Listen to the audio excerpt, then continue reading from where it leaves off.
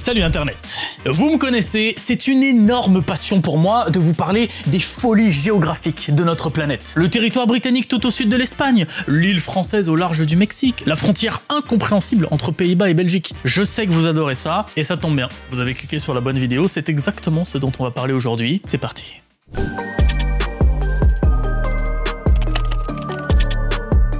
Depuis 60 ans, la Finlande et la Russie respectent un accord surprenant. La Finlande loue un territoire à la Russie afin que certaines villes isolées économiquement, à cause de la topographie de la région, puissent profiter d'un accès maritime au golfe de Finlande. Par exemple, parce que je sais que cette phrase était complexe, Kuopio, petite ville finlandaise, est entourée d'eau, mais aucun bateau ne peut techniquement s'y rendre depuis la mer Baltique. Hyper chiant pour le commerce local qui doit dépendre de la route, et quand ton but c'est de vendre du bois à l'international, ça revient vite cher en camion. Heureusement, il y a le canal de Saimaa. Il commence ici, dans l'immense lac Saimaa, à l'est de Lappeenranta, mesure une vingtaine de kilomètres de long jusqu'à ce lac qui marque la frontière entre la Russie et la Finlande. Et c'est là que ça devient intéressant, parce que depuis ce lac, eh bien, il continue en territoire russe jusqu'à se jeter dans la baie de Vyborg. Le canal a été creusé au milieu du 19e siècle, mais ce n'est qu'en 1963 qu'un traité a été signé entre les deux pays pour permettre à la Finlande de louer la partie russe du canal pendant 50 ans. Depuis, la location a été prolongée de 50 ans et le loyer de base annuel s'élève à environ 1,2 million d'euros. Alors évidemment, une telle configuration demande un petit peu de logistique. La partie louée n'appartient pas à l'Union européenne et le droit russe est en vigueur sur le canal avec quelques petites exceptions. Par exemple, la Finlande s'occupe, entre autres, de l'entretien du canal, du contrôle et de la sécurité du trafic maritime. La saison de navigation n'est pas compliquée, 10 mois par an, d'avril à janvier. Et justement, puisqu'on parle de navigation, je me suis demandé si le conflit entre Ukraine et Russie avait eu un impact sur cet arrangement. Et selon un article récent, on apprend que le canal n'a pas été sous le coup de sanctions officielles, sûrement parce qu'il appartient pas officiellement à l'Union européenne. Enfin bref, grâce à cette anomalie géographique, eh bien toute la région de Kuopio peut exporter son bois et son papier bien plus facilement.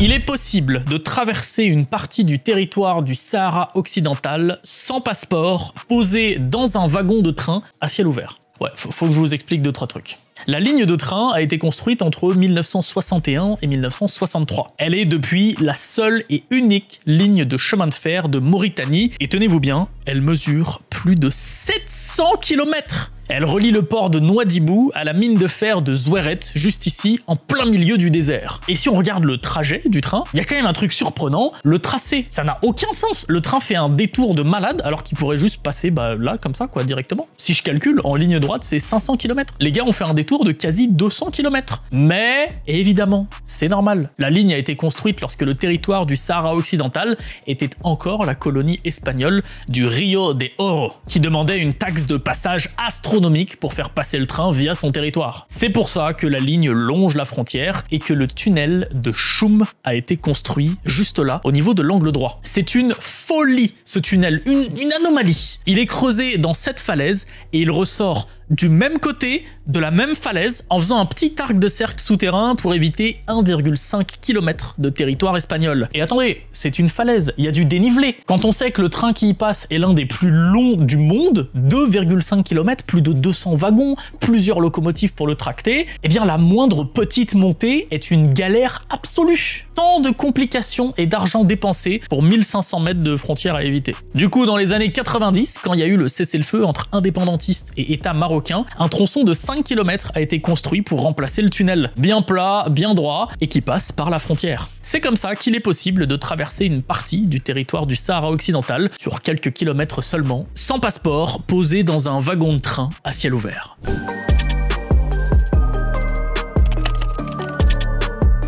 Il se passe quoi si un bâtiment se trouve pile sur une frontière internationale? Le village de Lacure s'est porté volontaire pour répondre à cette question. Il se trouve ici, à la frontière franco-suisse, et c'est cet édifice qui nous intéresse tout particulièrement, car l'origine de son histoire est un peu drôle en vrai. En signant le traité des DAP de décembre 1862, la France et la Suisse clarifient officiellement leurs frontières. Mais Et c'est un détail qui a toute son importance. Les deux pays mettent un peu plus de 2 mois à le ratifier. Et si tu te demandes la différence entre signer et ratifier, je te comprends, je savais pas trop non plus. C'est assez simple finalement. Quand tu signes, c'est que tu t'engages moralement à faire quelque chose. Par exemple, quand t'appelles le 3637 pour le Téléthon et que tu dis que tu vas faire un don. À ce moment-là, tu l'as pas encore fait. Et ben, quand tu ratifies, c'est justement ça, c'est que c'est acté, tu l'appliques. En gros, c'est quand t'envoies ton chèque au Téléthon. Bref, pendant ces quelques semaines de flottement, il y a un gars, Pontus, qui s'empresse de construire un bâtiment sur son terrain situé pile sur la frontière. Et là, c'est fabuleux parce qu'à la seconde où le traité est enfin officialisé, en février 1863, eh ben le bâtiment de Pontus est protégé. Impossible de le démolir. Il a les fondations entre deux chaises. Pontus crée alors un bar côté français et un magasin côté suisse. Après sa mort, ses fils transforment le lieu en hôtel. Et dès 1940, Max Arbez, l'un de ses petits-fils, profite de la configuration unique du lieu pour participer à la résistance. Il utilise l'hôtel comme lieu de passage pour les personnes qui souhaitent fuir l'occupation allemande. En 1958, Max autoproclame la principauté d'Arbésie, fière micronation hôtelière qui possède son drapeau, son blason et sa propre monnaie. Après, bon,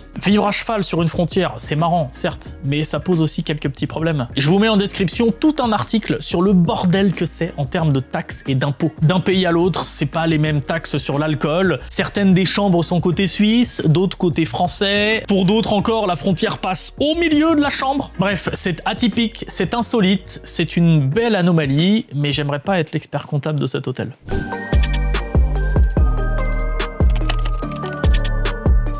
Whittier, en Alaska, a tout pour figurer dans cette vidéo. Une origine super insolite, une histoire hyper riche et une particularité unique. Whittier déjà, ça ressemble à ça. Une petite ville côtière qui se trouve à 1h15 d'Anchorage, la capitale de l'Alaska. Un peu isolée de l'autre côté d'un tunnel, mais très mignonne. En ce qui concerne son origine, c'est simple. D'une certaine manière, cette ville existe grâce à la guerre. Ah, c'est un peu bizarre dit comme ça, mais ouais, au moment de la Seconde Guerre mondiale, Whittier est choisi pour accueillir un port et une base militaire. Sa position est un lieu stratégique idéal pour l'armée américaine, isolé et très difficile d'accès. C'était avant l'histoire du tunnel. Lorsque la guerre prend fin, un immeuble est construit pour accueillir les militaires et leurs familles. Il est là, dressé au-dessus de tout le reste. Aujourd'hui, on le connaît sous le nom de Baggage Towers. Et voilà qui constitue une transition parfaite pour vous parler de la particularité de ce lieu. La quasi-totalité des habitants de Whittier vivent dans cet édifice. Construit dans les années 50 et racheté par les habitants eux-mêmes en 72, le Baggage Towers est composé de 14 étages qui permettent une autosuffisance complète. Des appartements, un magasin d'alimentation,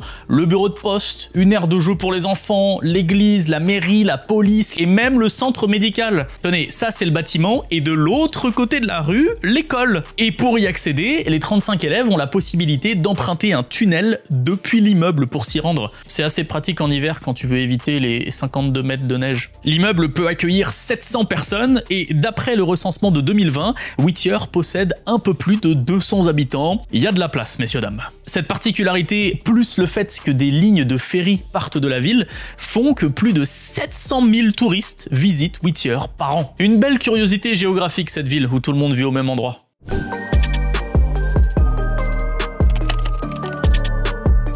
Kokina est une exclave de la République turque de Chypre du Nord. Elle est juste ici, au nord de l'île, et pour comprendre pourquoi elle existe et comment elle a été créée, je dois vous parler un petit peu d'histoire évidemment. L'indépendance de Chypre est proclamée en août 1960. On demande donc au Royaume-Uni de s'en aller, mais il peut cependant garder deux territoires, ceux d'Akrotiri et d'Ekelia, des bases militaires dont je vous ai parlé dans le 77, sur les territoires et dépendances que je vous remets en description. À cette époque, la population de Chypre est, d'une certaine manière, divisée en deux, une minorité turque et une majorité grecque. Des tensions entre ces deux groupes existent depuis longtemps et elles trouvent leur apogée entre décembre 63 et avril 64 lorsqu'une guerre civile éclate. Le conflit prend un nouveau tournant en 74 lors de deux événements majeurs, le coup d'état grec et l'invasion de la Turquie au nord de l'île. Des centaines de milliers de gens sont contraints de fuir et c'est en 83 que la République turque de Chypre du Nord est proclamée. Cet état est uniquement reconnu par la Turquie et condamné par le reste de la communauté internationale. Maintenant que je vous ai dit tout ça, il faut comprendre une chose. Avant 74, le petit village de Kokina était à majorité turque. Et au moment de la guerre civile, il y a eu plusieurs affrontements sur place. Quand la ligne verte, la grande frontière, a été dessinée,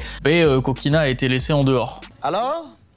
On n'attend pas Patrick? C'est donc devenu une exclave de la partie turque. Ça fait des décennies que les habitants ont été évacués pour laisser place à une base militaire. En tout cas, ça a l'air à la fois magnifique, mais aussi rempli de ruines et de vestiges des affrontements qui ont eu lieu ici.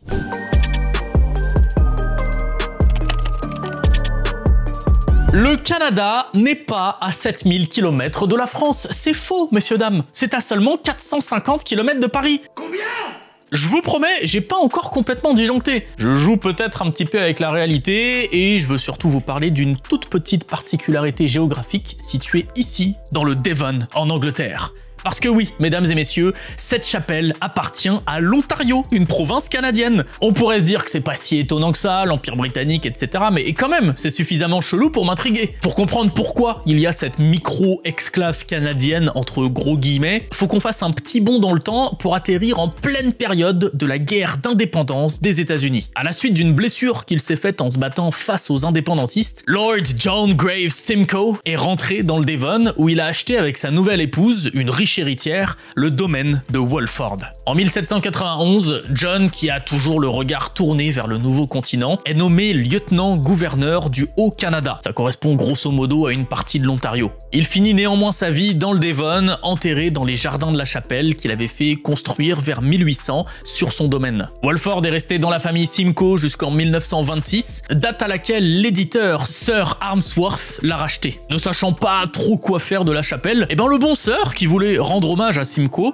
l'a donné en 1966 au peuple canadien de l'Ontario et a vraiment donné l'acte de propriété au premier ministre de l'époque, John Robarts. C'est pas tout, le peuple canadien a un droit de passage permanent dans le domaine afin d'accéder librement à la chapelle. Et c'est comme ça qu'on se retrouve avec un édifice anglais appartenant à la province d'Ontario. Je suis pas certain que les arbres autour produisent un très bon sirop par contre.